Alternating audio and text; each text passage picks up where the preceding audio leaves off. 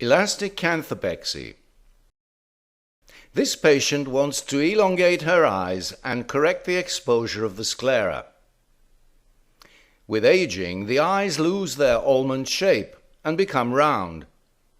Moreover, if adipose pouches are removed from the lower eyelids by means of skin incisions, this frequently results in loss of the elongated shape of the eyes. To correct this undesirable appearance, we have designed Elastic Canthopexy, a less invasive technique than traditional Canthopexy procedures, and one which is able to rejuvenate the eyes and, as in this case, modify their slope. In this procedure, traction is exerted not only on the external canthus, as in normal Canthopexy procedures, but also on the tissues lateral to the canthus that come within the isosceles traction triangle.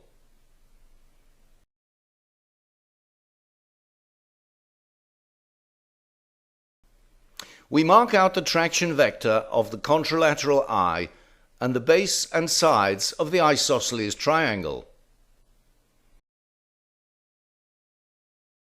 The base of the isosceles triangle should be between 2.5 centimeters and 3 centimeters long.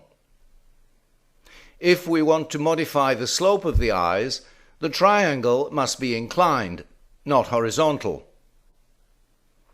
The apex of the triangle is located about 1 centimeter below the external canthus. In this area, the elastic thread is fixed to the retinaculum. Having made a skin incision of a few millimeters at the hairline, the operator uses a fine clemmer to create a deep cavity in which to house the knot. This incision must always be made at the lower extremity of the base of the isosceles triangle, where the knot can be positioned in depth.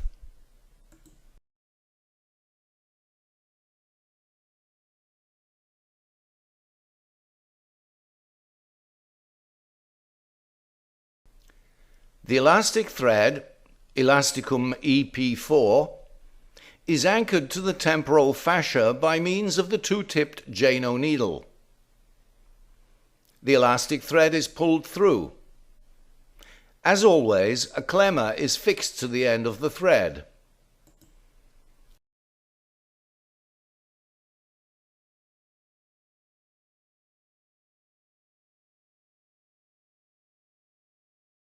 The elastic threads are pulled through. The eyelids lengthen and the canthus is raised. The efficacy of elastic Canthopexy is assessed while the patient is lying down. The operator judges how much the lateral portion of sclera has increased and, in this case, how the slope of the eye has been modified in comparison with the untreated contralateral eye. Using a finger, the operator draws the external canthus of the treated eye laterally. There is no lengthening. If the same maneuver is performed in the contralateral region, the canthus moves laterally.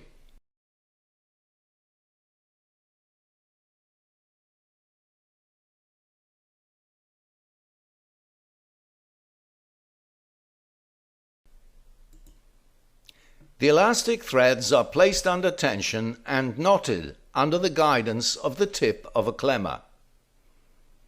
The patient must be informed that the traction and lifting of the lateral canthus frequently causes an excess of skin in the upper eyelid, and that this may need to be excised.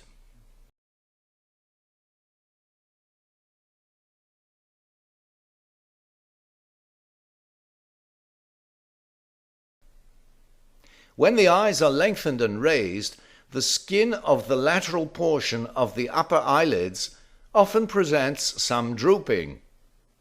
For this reason, a few months later, when stabilization is complete, we perform upper blepharoplasty, a technique published in the section Timed Surgery.